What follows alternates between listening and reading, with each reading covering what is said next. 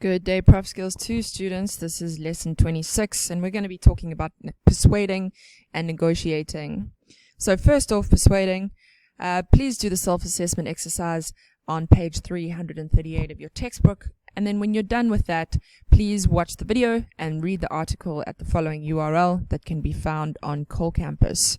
When you're done with those two things, please replay this video and we can carry on. So when it comes to persuasion, the skill concepts are as follows. So if one skill exists that differentiates successful politicians from unsuccessful ones, it's definitely the ability to persuade others. Successful politicians are able to make forceful arguments that appear logical and compelling, two really important words that I want you to think of. But very simply, persuasive people know what to say, when to say it, and how to say it. Being persuasive is going to enable you to achieve a lot more in your life, because just about everything that you do is an act of persuasion in some way. This slide, for example, is attempting to persuade you to read on. Your dress sense is persuading people to take you seriously or not. And a job interview is just under 30 minutes of you trying to persuade someone to give you a salary. There are lots of different ways in which we persuade people on a daily basis. I want you to think a little bit more about that as you go through your lives for the next week. So what is persuasion? It's the conscious manipulation of face-to-face communication. I don't know if it's definitely face-to-face. There's definitely a lot of other persuasion that goes on to induce others to take action. I also don't really like the word manipulate here, as this does imply some form of negativity. And persuasion isn't always negative. In fact, it can often be quite positive.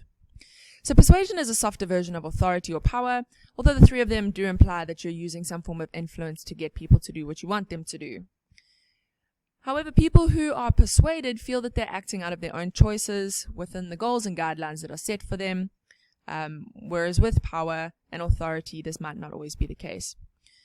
People who are persuaded also feel happier about taking the actions that you've laid out for them, as they've had the ability to disagree with you.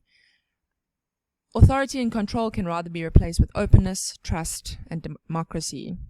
So now we're going to go through some persuasion styles, or rather ways of being a better and more persuasive person. So first is credibility. You're more likely to persuade people when they lack trust and have confidence in you. And this credibility has to be earned through your past actions. Second is logical reasoning. You're more likely to persuade people when you're able to provide them with logical reasons for your wishes. People like to appear rational and fear that their actions are consistent, and also that their actions are consistent with their goals. So be prepared to answer the question, why? 3 is emotional appeal. Supplement your logical reasoning with appeals to people's emotions, because people do often act on gut feelings rather than logic alone. 4th is social proof, and I want you to just recall from the video, if other people have behaved in the way that you are attempting to persuade people to behave now, they're more likely to comply. We like knowing that we are doing something that other people have had success with in the past. 5th is ingratiation. Get someone to like you before you attempt to persuade them. This really does work. But it needs to be genuine. People see through flattery. They see through offering favors. So it really needs to be genuine in order to work. Next, we discuss persuasion tactics. So credibility, reason, and emotion are 3 general strategies for persuading people. You might recall Plato's ethos, logos, and pathos from Professional Skills 1 in your first year. They correspond to the above. So ethos, credibility, reason, logos, and emotion, pathos. 4 other strategies are the following: active facilitation, passive facilitation, active inhibiting, and passive inhibiting. And we'll discuss these in more detail now. So active facilitative. If you are actively engaged in a behavior that succeeds in influencing another person, you have used the active facilitative approach. Examples of this approach are being prepared and organized, stating views with conviction, providing and asking for information, making recommendations, being willing to negotiate, and taking initiative. So this approach is a really effective means of clarifying facts, correcting mistakes, and as well as inaccurate beliefs, and modifying priorities. It means that you are incredibly actively involved in getting somebody to make the decision that you want them to make. Next is the passive facilitative method. Sometimes the most effective way to persuade someone to do something is to do nothing. Remaining silent, waiting patiently, letting others do the speaking can be a means of influence. The third method is active inhibiting. Stating your views tentatively, being unwilling to negotiate, being aggressive, discouraging feedback, and criticizing are examples. And action without thought. So all of these are active behaviors that will inhibit somebody from performing an action. And then finally, passive inhibiting, failure by omission, withholding information, not paying attention, being submissive, or ignoring others. You're basically not really involved in the process at all, but this will have an impact on the person's, whether they're persuaded or not. So here are the behavioral checklist. Improving your persuasive skills involve you improving your credibility, using a positive and tactful tone, making your presentation clear, providing strong evidence to support your position, tailoring your argument to your listener, appeal to your subject's sense of self-interest, use logic, and use emotional appeals.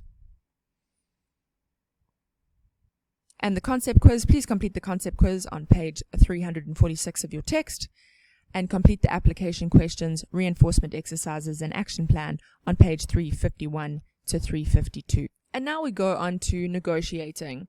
Please do the self-assessment exercise on the beginning of page 355 of your text, and consider whether you think of yourself as an effective negotiator.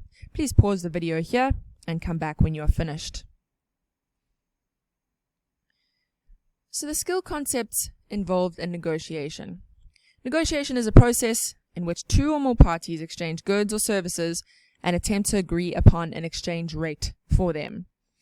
Managers will spend a lot of their time negotiating for the following: salaries, budgets, in conflict resolution, and for resources.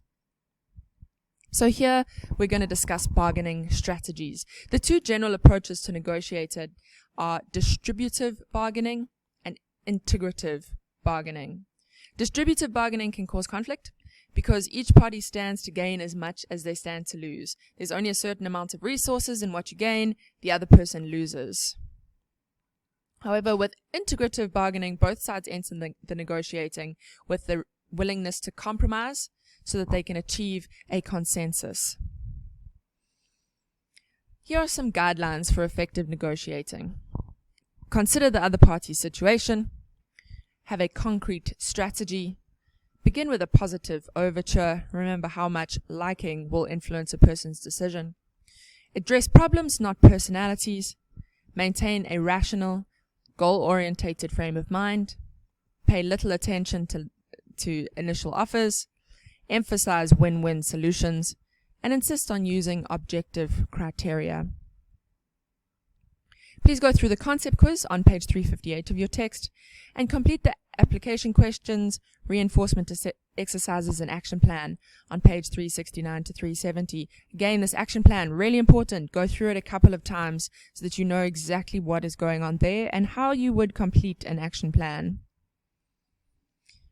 So our behavioral checklist for negotiating means that you need to consider the other party's situation.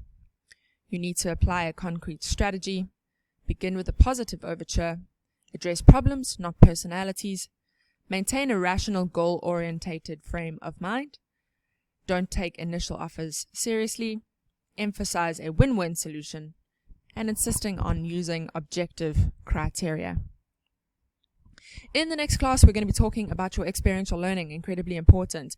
This class is going to cover all the important information you need to complete this process, as well as updated information regarding COVID-19.